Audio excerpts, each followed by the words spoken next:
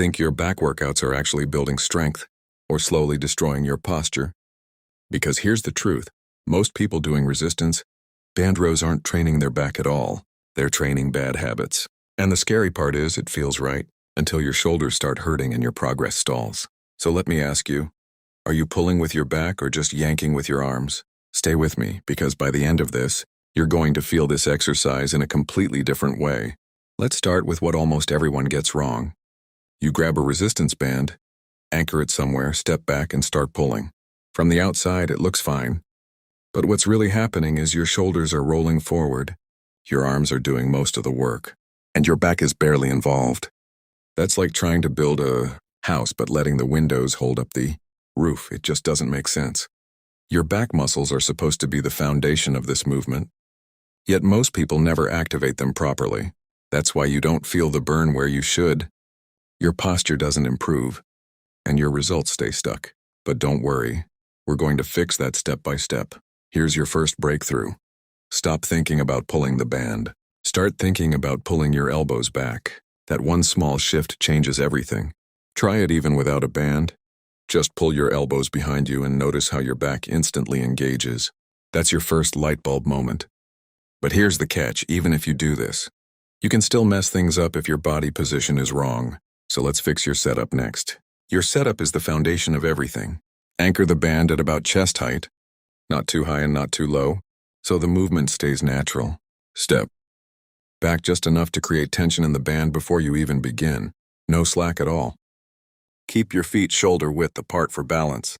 Add a slight bend in your knees so you're not locked out, and lift your chest up while pulling your shoulders down.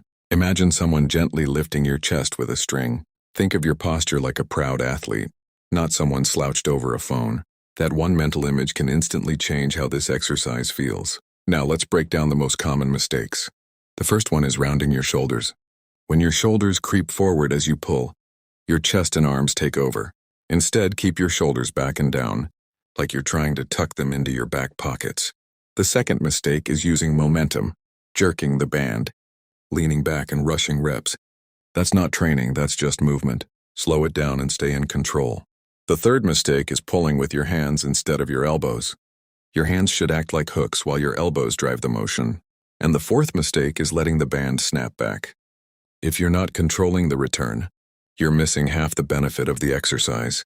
Now let's put everything together into the correct movement. Start with your arms extended and the band already under tension. Before your arms even bend, slightly pull your shoulder blades together.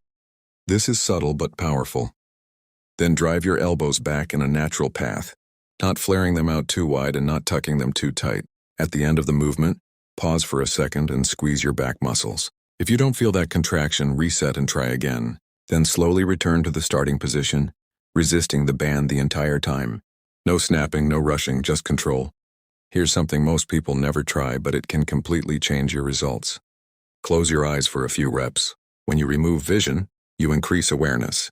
Ask yourself, do you actually feel your back working or just your arms?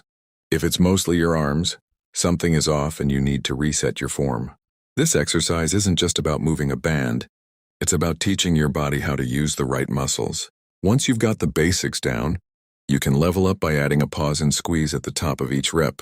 Hold for about 2 seconds and imagine you're squeezing a pencil between your shoulder blades. That small change increases muscle activation, improves control, and builds real strength.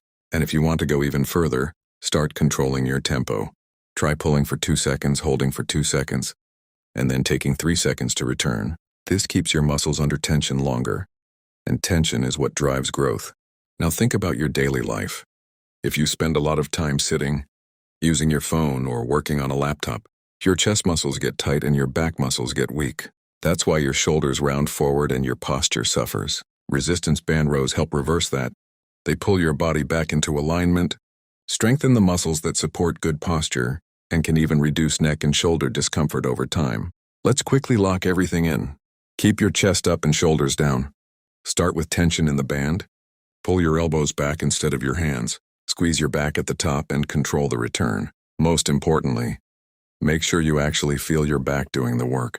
Now here's your challenge. Right now, do 10 perfect reps. Not fast, not sloppy, but controlled and intentional. Focus on every detail we just covered. and notice how different it feels, because it should feel different. Anyone can do reps, but not everyone trains with intention. That's what separates real progress from frustration. You're not just exercising, you're building strength, control, and awareness. So take your time, keep practicing, and make every rep count. Your body is always learning. The only question is, what are you teaching it?